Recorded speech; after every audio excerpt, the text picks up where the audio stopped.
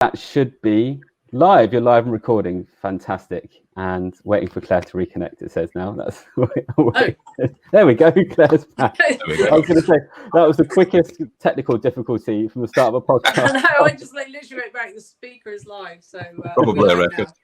Probably a record straight away. So anyway, thank you so much for both coming on today. So this is, we're talking about the future of recruitment and what that looks like. So for people who don't know who you are, would you like to introduce yourself? Shall I go first? So sure. I'm Claire Downing. I've basically been working within sort of technology recruitment, particularly in-house for the last more years than I care to remember, within financial services, London-centric. So yeah, that's myself. Fantastic. Excellent. My name's Stephen O'Donnell.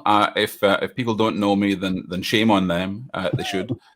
I've been in recruitment for, let's say, since 1987. I was 12 when I started. And a lot of that time owning and running recruitment agencies. In 2000, I started a website called alljobsuk.com. And the idea of that website was to basically be a searchable database of every employer in the UK that had an online function to advertise vacancies, every single recruitment agency, every publication that advertised vacancies, and of course, every job board. So that was in 2000. And what sprung from that in 2001 was the National Online Recruitment Awards. And you can see there's a couple of trophies behind me. So the NORAs, this will be the 20th year of the NORAs. And in that time, we've had something like 460 separate companies, organizations have been finalists. And of course, a proportion of those have been winners over those years. So relatively early in the gestation of online recruitment, and what started as a marketing exercise in 2001 became part of the establishment for online recruitment. So the NORAs every November tend to be the place to be. And a measure of where an organization is in the online recruitment sector. So agencies, employers, publications, job boards, all of those. Fantastic. So the reason that we ended up getting in touch about this, Stephen, was you did a blog post called COVID-19 and the Future of Employment, I think was the title. And I think it's a really interesting subject to touch on, because today, I don't know if anyone saw, there was an announcement by, I think it was Jack Dorsey from Twitter. I'll have to check that. But Jack Dorsey said that for the entire, forever now, you're allowed to work from home. No Twitter employee ever has to come into the office if they don't want to in the future. Yeah. There's other countries that are looking at putting that into law, that they have the legal right to work from home. So obviously that's going to affect how employment is in the future. It's going to expand where you can recruit from. I mean, suddenly visas are not an issue. You could hire someone anywhere in the world. But let's start sort of from the basics and how it's been so far, and then we can talk about what we think it's going to be like in the future. So like Claire, from your standpoint, how has recruitment been affected with the business that you work with? So in terms of numbers and what we're actively doing on our side in our particular division, not really. In the immediate numbers, what has been affected is the ways of working and the ways of onboarding, and we had to sort of move and innovate very quickly, and thankfully we had a lot of the infrastructure in place to manage that and get into a home working environment from that. But they have been able to adapt. I'm not saying, there were a few shaky weeks in terms of onboarding people, how we were going to do that. And people did innovate and they moved very quickly. And, people weren't delayed by that. So I think that's a real testament that when needs must, people do adapt and people do innovate. And the technology is there. I think it's just because we've been historically, in a working in the office environment and being there and onboarding people, we haven't needed to think about that till now. I think that's the same across the board, isn't it? There was, I think, part of the challenge as well is a lot of companies have said for a long time that working from home wouldn't be a possibility, and I think that's going to now obviously be a lot different, because now people have been forced into creating this structure, forced into creating a work from home, or Jeremy Russin said something that was quite interesting to me a couple of weeks ago. He said, this isn't working from home, and it isn't remote working. This is a forced situation. You know, no one's sort of chosen to be where we are right now. And how that's going to change, and how that's going to, let's say it's October, because that's when the furlough's been extended to. Do you think that people are going to be going back to offices? Do you think that, you know, from your perspective, Stephen and Claire, that people are going to be going back to offices, and how do you think that's going to affect the hiring of employees in the future in terms of sort of location and everything that goes with that? Well, first of all, when you're speaking before, you're talking about, you know, the opportunity to work from home or the right to work from home, and for a long time, employers have offered that often as a benefit, and it might be your whole job. It might be that you're in the office part of the week. Maybe you're allowed to work from home 1 day a week, and it was seen as a nod towards flexible working, especially if people had other obligations and working from home was a benefit, and some of the work could be done from home. So it was seen as a benefit. When you were looking to hire, you would have it on the advert. You know, we encourage working from home 1 or 2 or more days a week, and so on. So they're saying to the applicants, this could be for you because it offers that flexibility.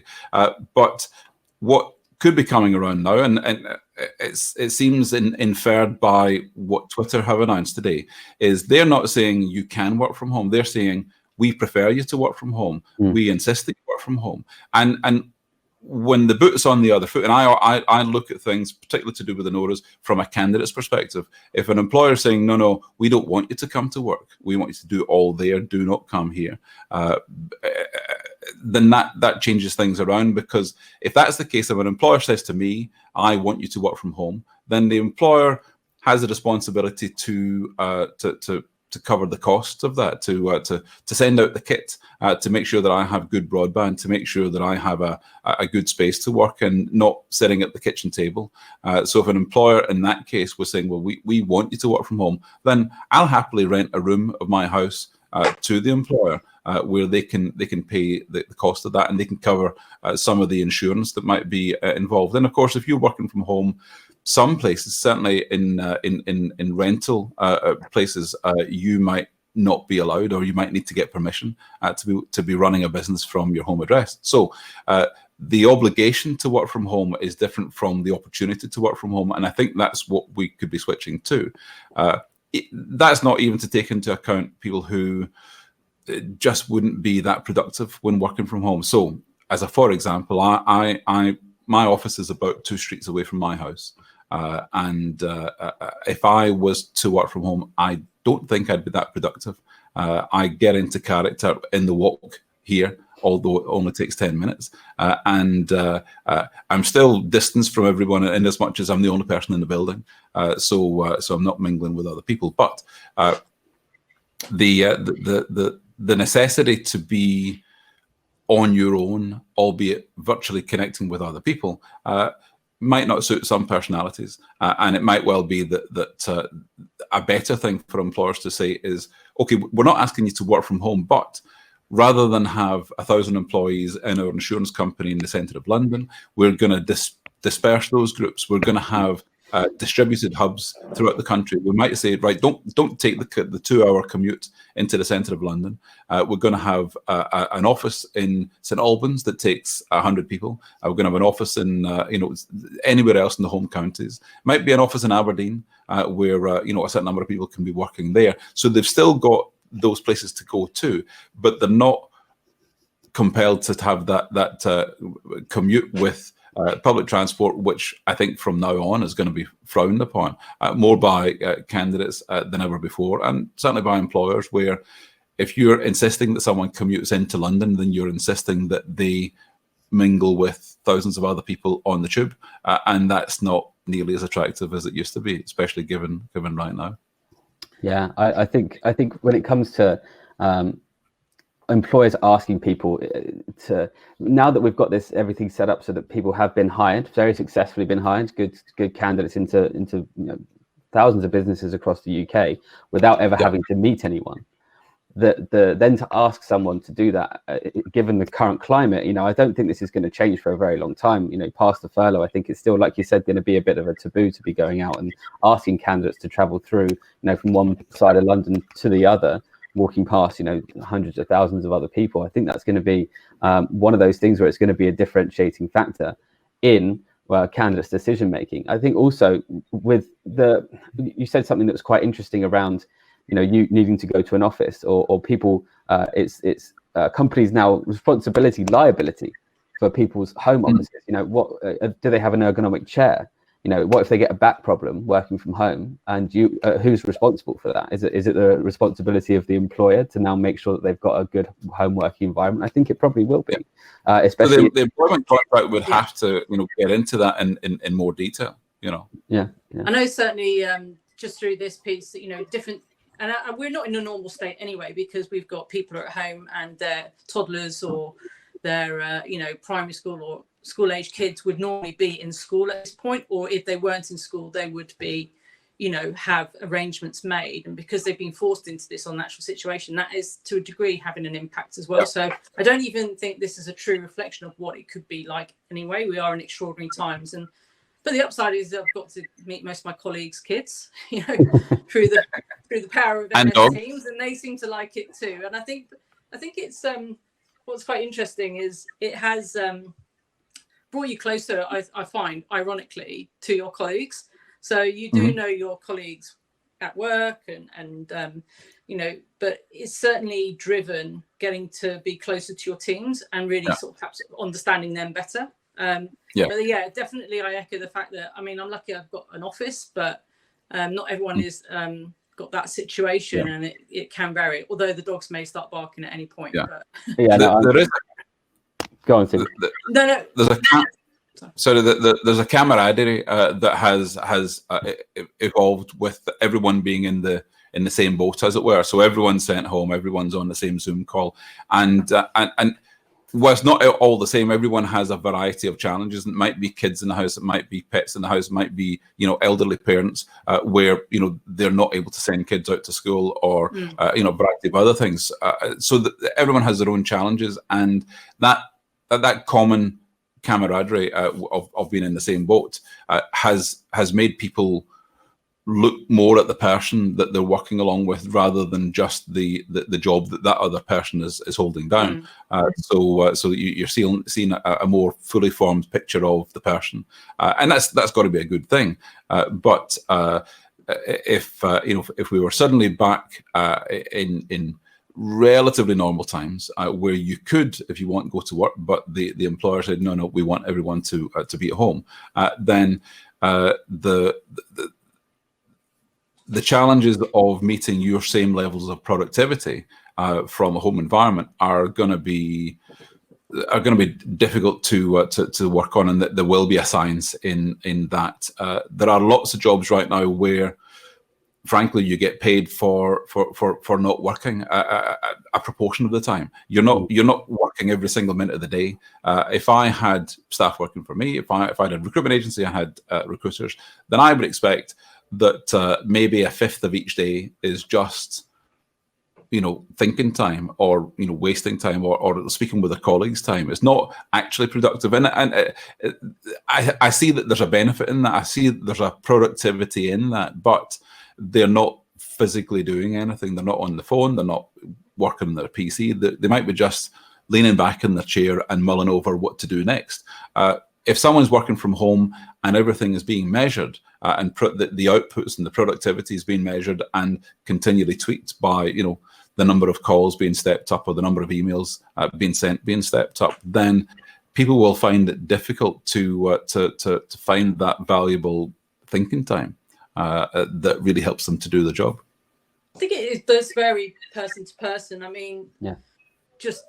It is a straw poll, but just talking to colleagues, the one thing that we found is quite a number of us said that we feel we're more productive because you don't have that commute, and where some of us were not in HQ and we've been in sort of a remote office, we actually feel that this has actually brought us close together, because there would be sometimes offline chats in HQ that you weren't necessarily privy to Just someone's gone and jumped over to something, so it has engaged us more, and it's leveled the playing field to a degree. So in that respect, it has sort of forced people to communicate better because they've got a medium that is ready made there, and it has helped in that respect, because there are a lot of, like you say, water cooler chats that sometimes don't always then efficiently communicate with other people on that part. Yeah, I was saying to a colleague of mine the other day, don't forget to do small chat at the beginning of a Zoom call or a Google Meet. Don't go straight into it. Don't forget to say, hey, how are you? I haven't spoken to you since yesterday. How's life? Because that's kind of what we're missing at the moment, because you're going from one call to another call to another call. And if it just starts off with work and ends on work, then you are completely taking out any of that social interaction that you were normally getting. We have coffee breaks time in, people can join in, and so you literally at this point, and there's no chat about work on it, so it's during the day and it's 3 times a week, and if you feel the need just to log on, join that meeting and just have a chat about anything related, COVID or whatever, you've got that opportunity. And I think the very first one we did, someone came on and was like, right, I just wanted to chat about this business, well, we're no, this was a coffee chat. What it was set up as. Did anyone see EastEnders last night? Yeah, this is a no business half hour, anyone can join, and that's what you do. And it really does help. But I think you will be kicked there's some out. people who've not dialed into it once, and clearly you can't really bitch about the bosses in the same way, though. Sorry? You can't really bitch about the bosses in the same way. Oh God, no. Well, she could take it, and she's quite good at doing that. She can outbounce anyone. But yeah, it's obviously you have to be mindful you're on MS Teams or what have you, so everything potentially is a thing. But definitely go for your WhatsApp if you want to do that. I'm just jealous that you two have offices to sit in. I'm in my bedroom. It's I've got IKEA desk that I luckily got before they shut down their delivery. Set up in the bedroom. Dual screen, gone high tech. Have you? Yeah. So I shut it all down so I didn't have any MS Teams going off whilst this was going on. I know. I did the same with Slack. That's one of the good things that's come out of this, though, is all the technology that people are finding that's useful, like MS Teams and Slack and all those technologies. I find that a lot of companies weren't using that before. I mean, our company had been using it for a long time, and I can't imagine what it'd be like to go back to doing emails, sending an email, and then someone pretending they didn't see it until the next day. You can't do that on Slack because they know that they've received that message, right? So in terms definitely on the MS Teams as well, we had it, but no one was using it. Oh, really? And it just took for this to happen. We would to really sort of drive the usage up, and suddenly all the meetings were converting from dial-ins to video conferencing. I think that's partly because they're in the office and they're probably a little bit conscious about being on a call, and someone next to them wasn't on that call. But it's definitely pretty much all the meetings have gone to 100%. I'll come back in a second. But the crucial thing about video technology, and I've been speaking about video technology for a long time, and certainly in the last year, is that when looking at someone on screen, you can literally look them in the eye. If you were interviewing a candidate in an interview, a symmetrical interview as opposed to asymmetrical, then you've got both sides in the interview in the same way as you would like in real life. You can look at the person. If I was a candidate and answering a question, I could assess from your facial expressions whether I was going down the right path or saying the wrong thing or not elaborating enough. So all of those micro expressions are really important. And in a two-way video situation, then you can pick that up. You can also tell if someone's not interested. You could also tell, if what you're saying is working or not. I know the benefit of asymmetrical video interviews where candidates are asked to respond to questions and so on, but it's no replacement for that live in-person interview, and the pressure is much less. I do think that when companies in a hiring situation, when companies are asking candidates to come on camera, then frankly the companies have an obligation to do the same, and it might be recording video job adverts in the first place. It might be having the hiring manager on screen explaining about the job, the environment, the prospects, the culture, and so on. And in video, you can literally show the culture without banging on about it. You can see colleagues in the background, and you can imagine yourself in that role working alongside these people. In asymmetrical interviews, what can happen easily is that the hiring manager gets 10 videos to look at, makes an assessment in the first few seconds of each, good, no good, and so on, and doesn't get to the end of the interview. And I know these things can be monitored, but in practical, in real life, candidates then get easily discarded. And as a recruiter, you'll know, you might see a candidate face to face, and in the first 10 seconds think they're a star, but by the end of the interview, you realize actually this person's an umpty, and vice versa. Someone can seem really quite mundane until the end of the interview, when you think, this is a real gem. If we can get this person on board, we'll be really lucky. So sometimes, unless you give it the full length of period that would be reasonable for an interview, then asymmetrical recordings of interviews can be to the detriment. But generally speaking, I think, for work colleagues, in that sense, I think they, like you say, I mean, they have there is their requirement for them, but I think certainly in our experienced hiring arena on the technology piece, probably less so. I think they sort of do lend themselves to like really sort of high volume hiring, etc. So, but where we're sort of perhaps bringing 3 people forward, we'd rather just have what would have been perhaps a telephone interview initially, has become a sort of video interview. And actually, the benefit we found is that we seem to be getting a better hit rate, because to your point about all the cues and reading it, you could have someone be absolutely winning on the phone because they haven't had to visually interact with you, and they can hide behind, and then they come in and just can't engage at all. Or equally, some people that we probably lost because the medium and what they really thrive off over a telephone interview is just they just don't get it, and so we might have missed opportunities where I think, like you say, visual eye contact engagement is much better, and it's there from the off. And I don't see us going back to telephone interviews. I would see as an initial screen, it definitely would be video interview then in person. But I think in hiring, sorry. No, I was going to say, just going back to actually, I mean, maybe we want to going back to the point with the guy with Twitter. I mean, he's obviously, I think that's probably the most extreme, and I don't see most companies doing that. But what I do see is it will be somewhere in between. It will probably be more down to the individual and their risk appetite. But I think certainly going forward, whereas perhaps you might have had people a bit entrenched and they needed to see people in their team to feel that they were doing their job. I think what's proven during this circumstances is that people, can and do work as well at home. And if they're going to probably, fall away and not do what they need to do, they'll probably do that in the office as well as they'll do it at home, if that's their approach and, attitude. So I think it will definitely, there'll be less, not that I don't think there ever was, but, but some managed to be probably less stigma about people working from home.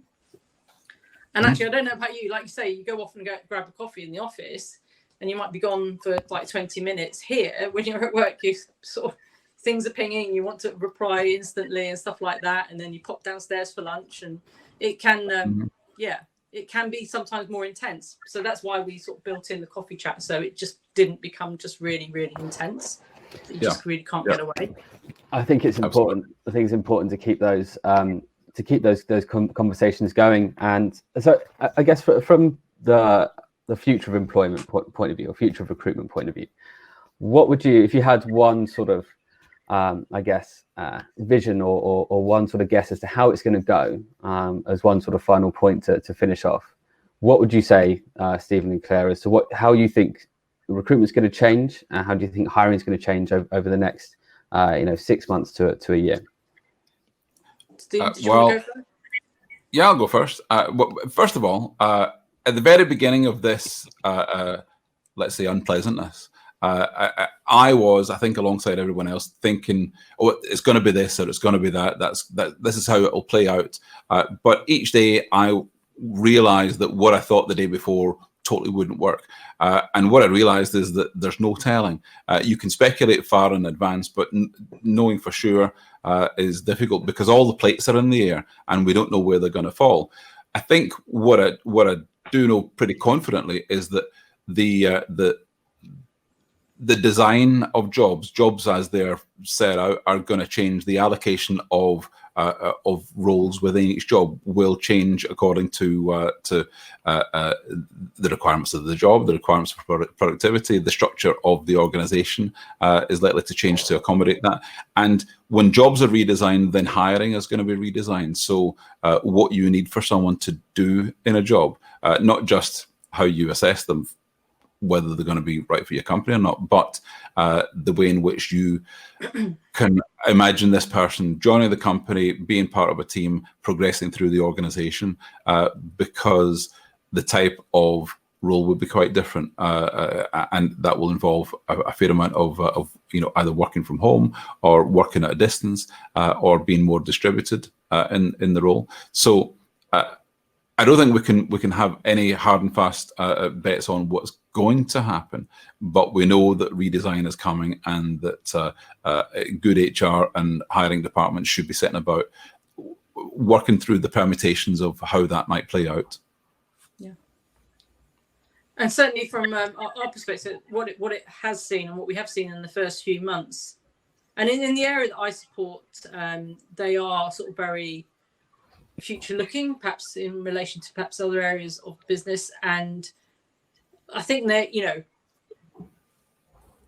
whilst it's awful circumstances and stuff like that, it has really proven that this more flexible remote working can work and does work.